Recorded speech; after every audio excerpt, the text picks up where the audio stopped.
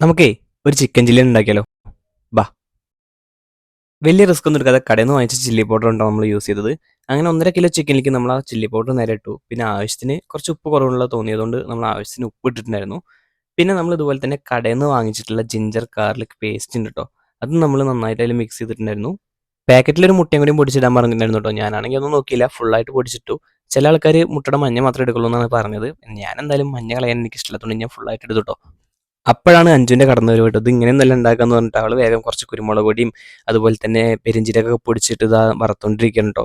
ഞാൻ ചെയ്തുകൊണ്ട് കുറച്ച് കളർ കുറവായോ എന്നും സംശയമുണ്ട്. എന്നാലും ഞാൻ പറഞ്ഞു എനിക്കത് കുഴപ്പമില്ല, അത് മതിയെന്ന് പറഞ്ഞിട്ട് ഞാനത് വറുത്ത് കിട്ടാൻ വേണ്ടി വെയിറ്റ് ചെയ്യുമായിരുന്നു. അങ്ങനെ കുറച്ചൊക്കെ ക്രിസ്പിയായി വന്നപ്പോൾ തന്നെ ഞാൻ പറഞ്ഞു, അഞ്ചു ചോറ് വിളമ്പിക്കോ.